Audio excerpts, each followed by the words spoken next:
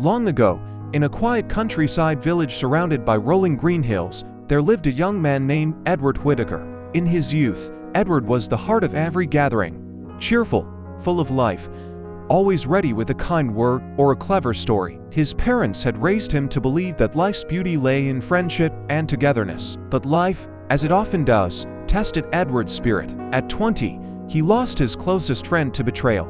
The girl he loved moved far away, and his parents fell gravely ill. Gossip and rumors spread through the village like cold wind, and people who once laughed with him now turned their backs. One cold night, Edward sat alone on the worn stone steps outside his cottage, staring up at a sky scattered with distant stars. They seemed so close, yet unreachable. In that silence, a single truth dawned on him.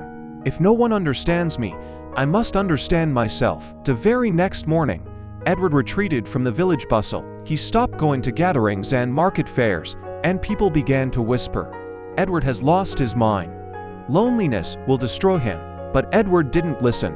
Instead, he packed a small satchel with bread, an old blanket, and a leather-bound notebook, and he went into the woods behind his village. Each dawn, Edward would climb to the top of a hill that overlooked the valley. Up there were no accusing eyes or hurtful words, only birdsong, the rustle of leaves, and the gentle whisper of the wind. He sat on a flat rock, scribbling down every word his heart spoke.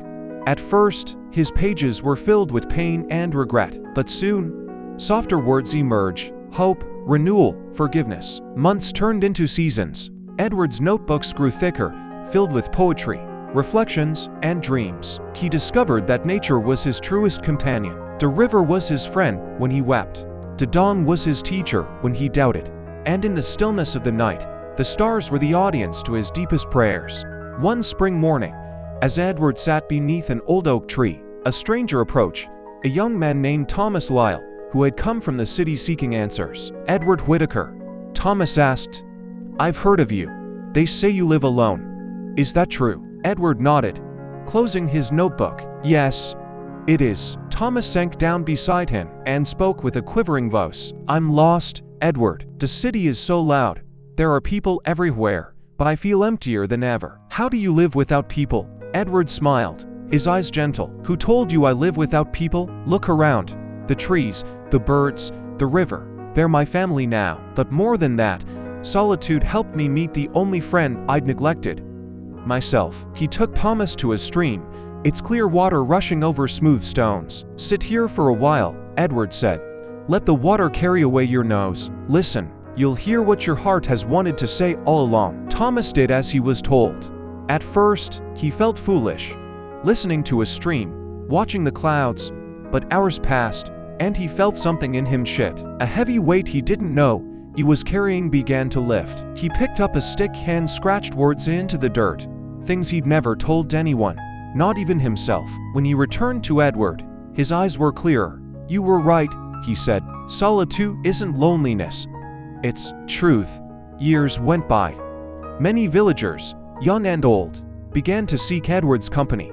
Some came with burdens on their shoulders, some came simply to sit beside him and watch the sunrise. He never promised riches or miracles, only a moment of stillness and a chance to hear one's own heartbeat. When Edward grew old, his once dark hair turned silver, and his notebooks filled shelf after shelf. Children would follow him to the hilltop at dawn, listening as he read gentle verses about finding hope within. He would tell them, "Noise is loud, but the soul is quiet. The world will always try to drown it out. Find your quiet, that is where your true voice lives."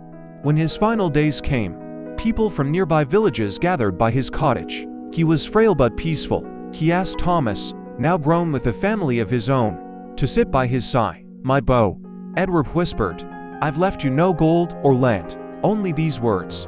Solitude is never your enemy. It is your mirror, your teacher, your well of inspiration.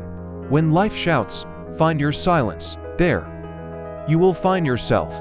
Edward Whittaker's tiny cottage and the hill behind it became a place of quiet pilgrimage. Thomas compiled Edward's notebooks into a book called The Whisper of the Heart.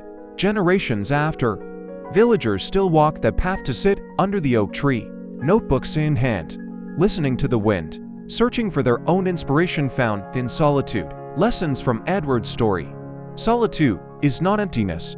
It is the echo of your soul's voice. When the world is too loud, your heart is your quiet refuge. Inspiration lives within the world outside, can only remind you of it. Your truest self is found not in crowds, but in the company of your own thoughts.